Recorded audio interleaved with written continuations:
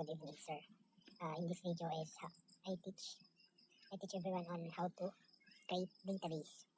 So firstly, creating name of database. Create database here. Then press go. On creating name of database, click. Then now is gagawa po tayo ng table niya. So type use Sodis. Then create table students.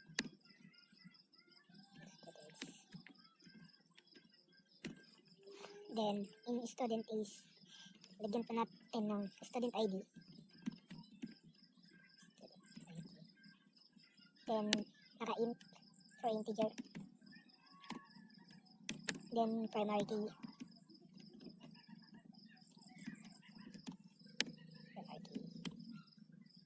Then click enter. Then create ulit tayo ng student name.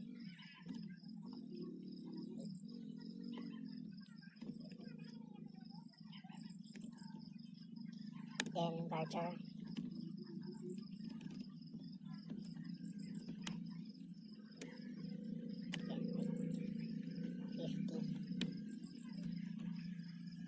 Then comma, then force varchar for length, then enter this, then comma, then varchar. So nakalimutan ko pa daw yung comma. Yan, i-go na lang natin. Then, yun, mabas na yung student natin. Then, gawa pa tayo ng isa for course naman.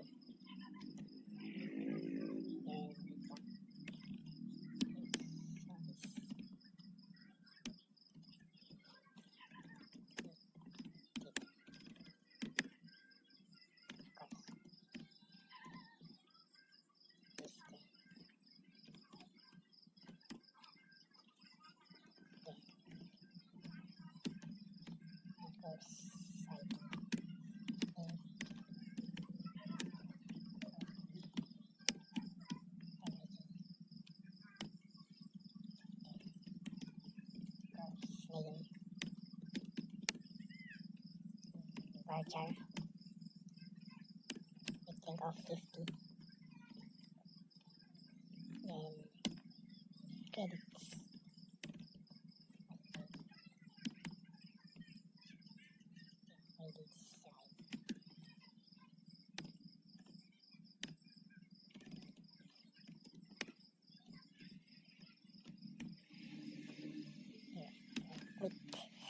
Then, yan. Then, dagdag pa tayo ng isa para hindi natin. Okay. Table. Instructor. Instructors. Yan.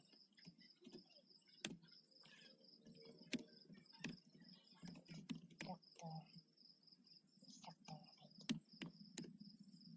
Then, file.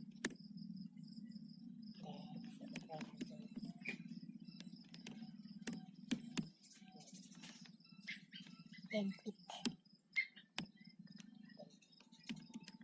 Instructor.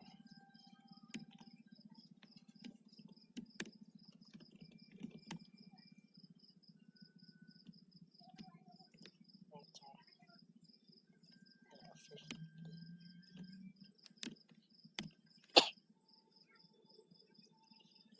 Then department. Varchar.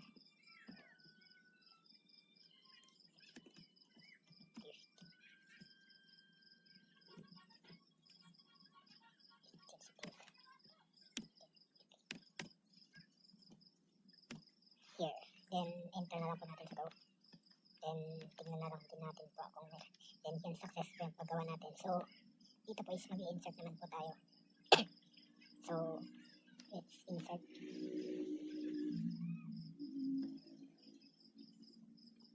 Insert to students.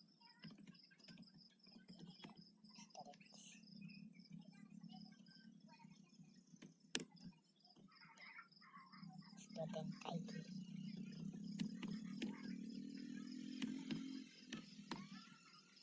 Then,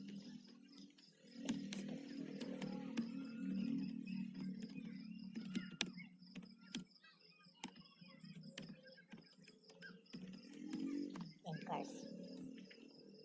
Then, enter values. Enter. So, lagay lang po tayo ng ID niya. So, 1. Then, name. Mike.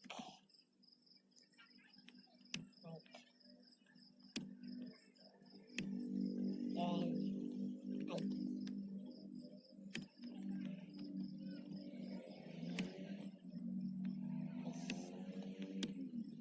Yan, then ulitin na lang po natin. Make 2. Diyan.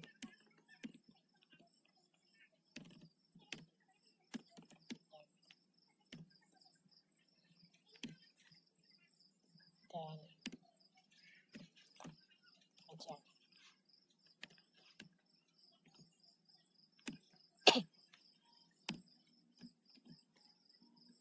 Then, number 3 is clerk.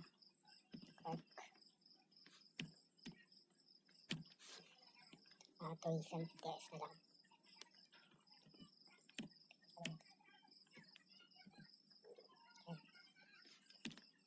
Then, enter na lang natin. Wait lang, palitan lang natin. Then, enter. Yan, so successful yung pag-create.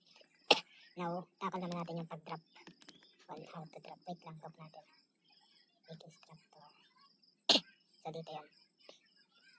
Ito, okay, diba? Nag-drop na siya. Then, tackle naman natin yung drop. Okay. Right, ganda tayo dito sa balik natin. Then, pag natin yung drop table. Lagyan yung instructors. Then, enter na lang ulit natin.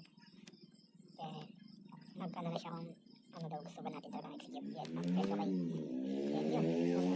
Wala na yung instructor ko natin. Now, tackle din natin yung delete data. So, delete from students. Then, where students have student ID equals 1. So, yan, delete natin. Then, yun, nagtanong na rin siya kung sure ba tayo. Delete, excuse me. Then, yes, click. And successfully na daw. Then, look natin yung student kung na-delete na. Ayan, na-delete na yung new one natin. Then, ayun lang sir, thank you for time. And sana may natutunan kayo. Thank you.